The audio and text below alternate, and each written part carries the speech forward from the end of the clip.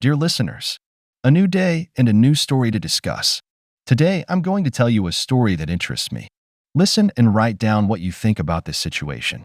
I'm interested in your opinions. It was a Wednesday like any other, except it wasn't. There I was, coming home from work, expecting the usual dinner, maybe some TV, and then bed. But what I walked into was anything but usual. Evelyn was there, sure, but the atmosphere? Charged with a tension that made my skin prickle. You need to sit down, she said, motioning to the kitchen table with a seriousness that immediately set off alarms in my head. There's a way she does it, you know? When something big is coming. Her voice drops, eyes lock onto yours, and suddenly, you're not just listening, you're bracing for impact. I have something to tell you, Evelyn began, and I could feel the weight of her words before she even spoke them. It was like being on the edge of a cliff, knowing you're about to fall but not yet feeling the drop. I think. No, I know I want to see other people. Just like that, she said it, as if she was talking about changing the curtains or picking a new paint for the living room. But this wasn't about home decor. This was about our marriage, our 10 years of being together, and she was ready to toss it aside for, what? A fling? The silence that followed was deafening. I could hear my own heartbeat, fast and furious, a drumbeat to the chaos unfolding. You're joking, I managed, finally breaking the silence, hoping, praying she'd laugh it off. But no laugh came. Instead, there was a steady, unblinking confirmation in her eyes. No, I'm serious. And before you say anything, know that I love you.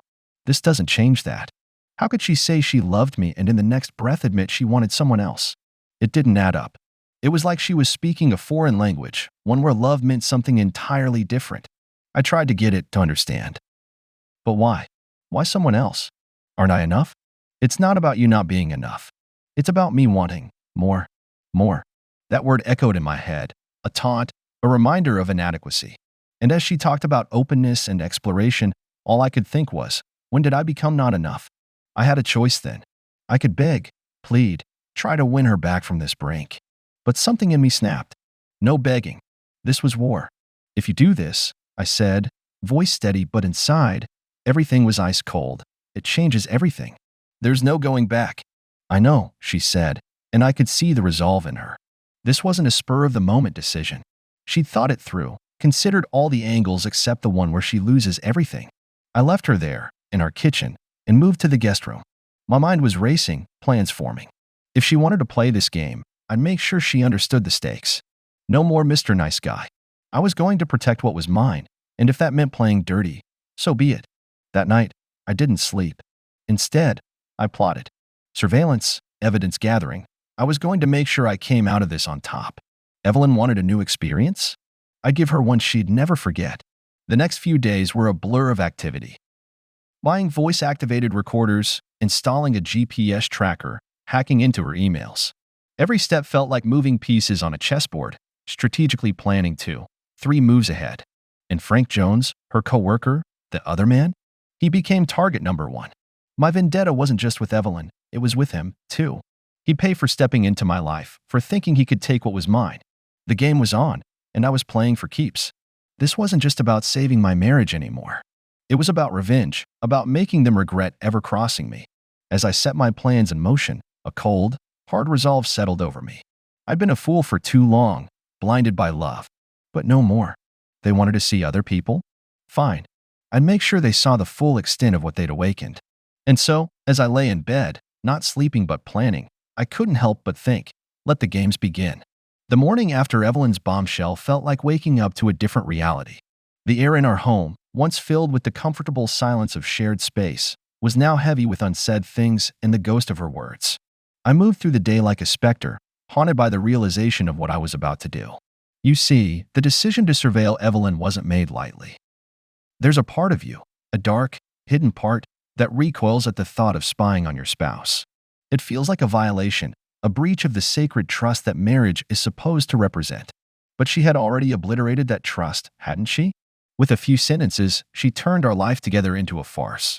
I remember setting up the voice-activated recorders with a clinical detachment, as if I was performing a routine task, not laying the groundwork to catch my wife in the act. It was mechanical, the way I placed one in the bedroom, another near the phone, and the last in her car.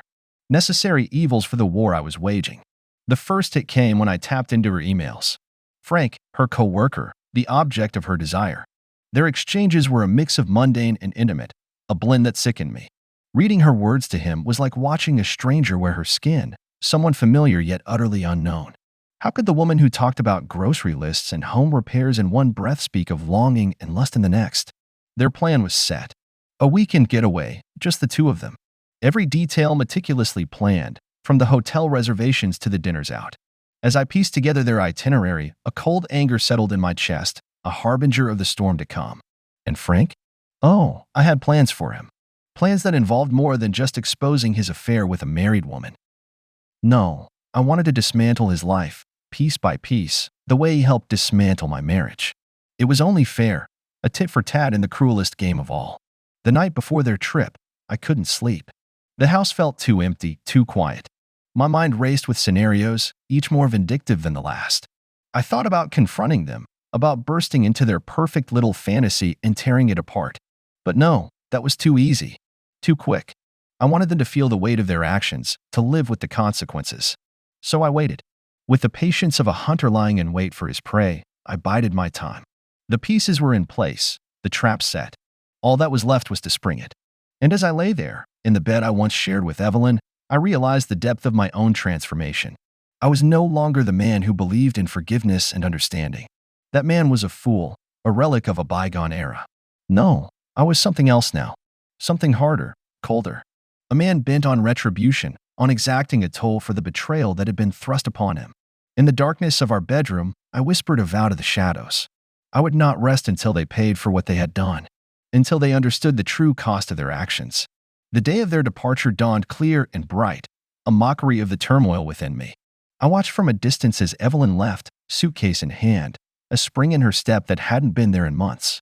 It was the last time I saw her as my wife. From that moment on, she was the enemy, and I was ready for war. The day they left was a turning point. You know that moment when the sky darkens just before a storm hits? That's how it felt inside me. A pressure building, waiting to explode.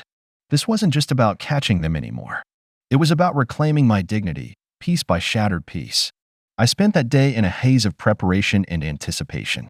Each action, from checking the recording devices to confirming the GPS trackers, was a step toward the inevitable clash. I was setting the stage for their downfall, and with each passing moment, my resolve hardened. The solitude of our home, once a sanctuary, now echoed with the ghost of our past happiness. It's funny, isn't it? How quickly love can turn into something unrecognizable, twisted by betrayal and lies. I found myself mourning not just the loss of my wife, but the man I was before this betrayal. I remember sitting in the dim light of my makeshift command center, surrounded by screens and devices, feeling like a general overseeing a battlefield. The irony wasn't lost on me. I had become a cliché, the jilted lover seeking revenge. But clichés become so for a reason, don't they? Because there's truth in them. As the hours ticked by, I watched their progress toward the hotel. The GPS signals from their phones moving in tandem, a digital representation of their affair. With each mile they covered, my anticipation grew. Not just for the confrontation, but for the aftermath. I was curious to see who we would all be when the dust settled. The darkness outside matched the one inside me as night fell. It was then that I made the decision to intercept them. Not physically, that would be too easy, too clean. No, my interception was digital. I hacked into her email once again, this time sending Frank a message from her account. A simple, "Can't wait to see you," with a slight alteration. The room number I provided was not theirs. It was the room next to it, equipped with the listening devices. You might think I'd feel guilt, or at least hesitation, about invading their privacy like this. But those feelings had been burned away by the fire of her betrayal. All that was left was a cold, calculated need for retribution. The trap was set, and as I lay in wait, a part of me wondered if I would recognize myself once this was over. Revenge has a way of changing you, of twisting your priorities until you can't remember who you were before the hurt. But then, did it really matter? The man I was before was a fool, blinded by love and trust. Perhaps this new version of me, hardened by betrayal and sharpened by vengeance, was the true self I was meant to discover. As I waited for the inevitable fallout, I realized that this storm I was summoning wasn't just about them. It was about me, too. About finding out just how far I was willing to go to right a wrong. And as the first messages began to trickle in, as the first domino tipped, I braced myself for the tempest to come. Because once the storm broke, there would be no turning back. For any of us, the moment of confrontation, when it finally came, was both less and more than I had imagined. Less, because no amount of planning could prepare you for the raw emotion of it all. And more, because it was in this moment that I truly understood the depths of my own transformation. I had envisioned various scenarios, played out different scripts in my mind. Yet, when faced with the reality, all those rehearsals seemed trivial. The truth has a weight, a presence that no amount of speculation can match. Evelyn returned home earlier than expected, her steps hesitant as she entered the space that was no longer ours in the truest sense. I could tell she sensed the shift, the tangible change in the atmosphere that marked the end of whatever facade we had been living under. "Can we talk?" she asked, her voice a mixture of defiance and vulnerability. It was a strange cocktail, one that under different circumstances might have stirred my compassion. "Not anymore." "There's nothing left to say," I replied, my voice steady, devoid of the warmth she once knew. I saw the flicker of surprise in her eyes, a brief unguarded moment where she realized she might have underestimated my resolve. But this wasn't about surprising her. It was about laying bare the betrayal, about holding a mirror to the action she had chosen to take. Consequences be damned. "I know about Frank," I said, the name like a bullet. I watched as it hit its mark, saw the flinch, the slight widening of her eyes. Guilt? Finally, or perhaps just fear of being caught. Did it matter? "How long?" she asked, and I could hear the tremor in her voice. Was it fear? Regret? It was hard to tell, and harder still to care. "Long enough," I answered, not willing to give her the satisfaction of knowing just how deep my surveillance had gone. This wasn't about giving her answers. It was about taking back control. The silence that followed was charged, a live wire between us that neither dared to touch.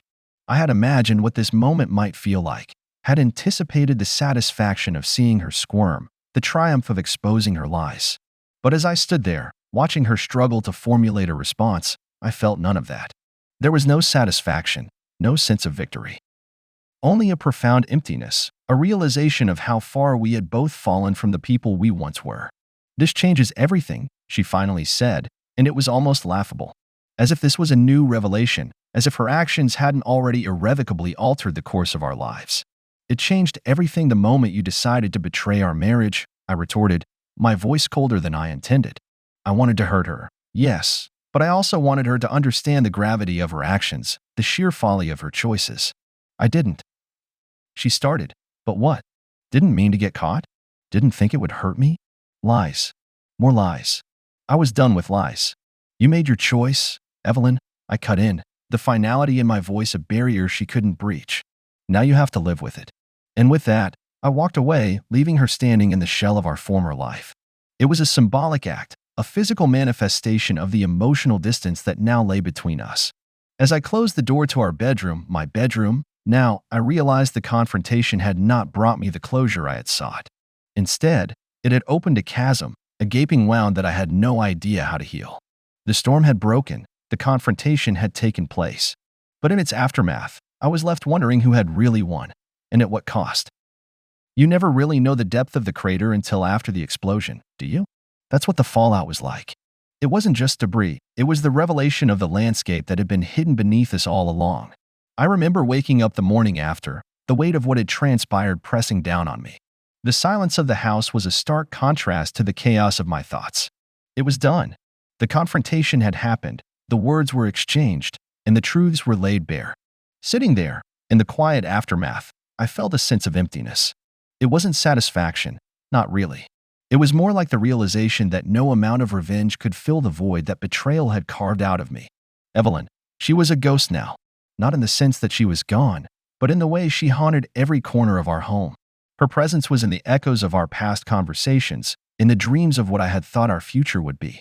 But the woman I loved, the person I thought I knew, she was just a specter of my imagination.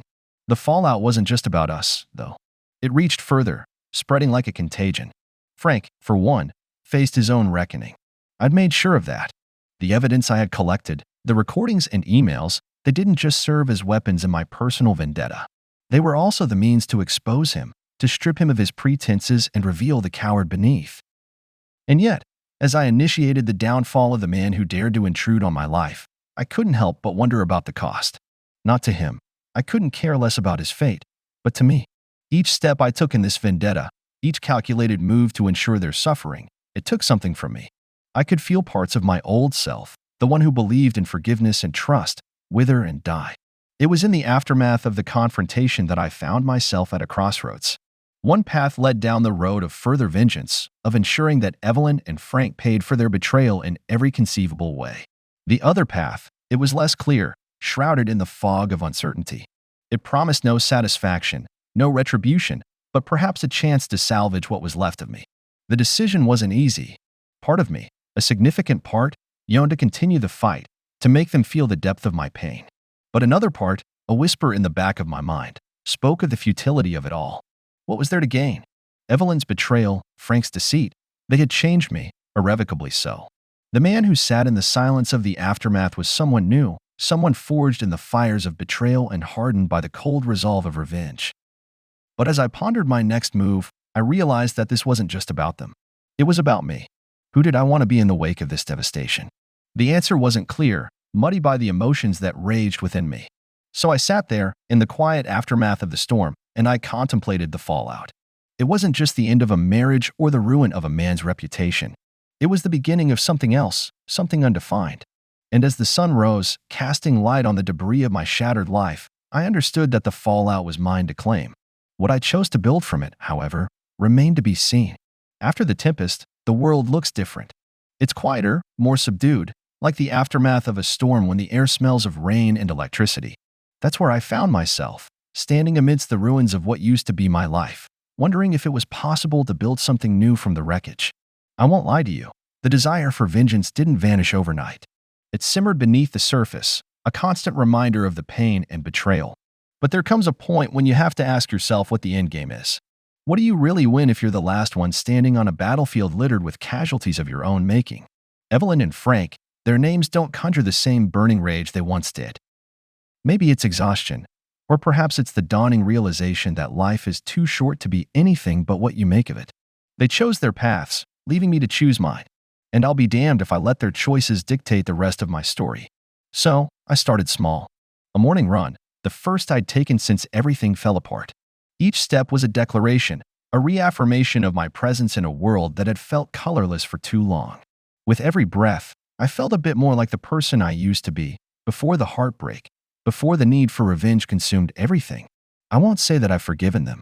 Forgiveness is a powerful thing, but it's also deeply personal, and I'm not there yet. Maybe one day, but not today. Today, it's about putting one foot in front of the other, about finding a new rhythm in a life that was thrown off beat.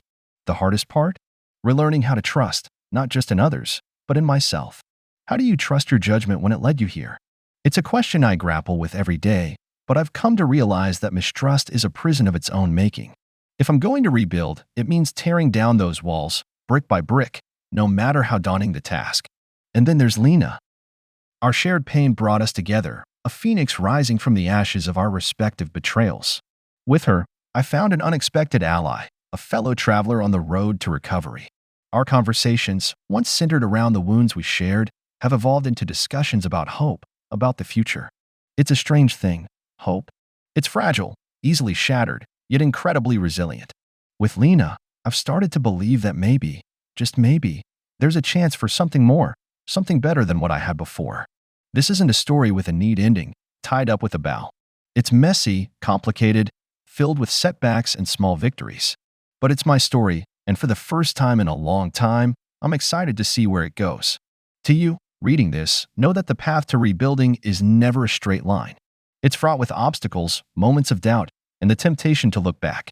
But it's also paved with opportunities for growth, for transformation into something stronger, something unbreakable. So, here I am, rebuilding from the ashes, not yet whole, but wholeheartedly pursuing a new beginning. And that, my friend, is a victory in itself.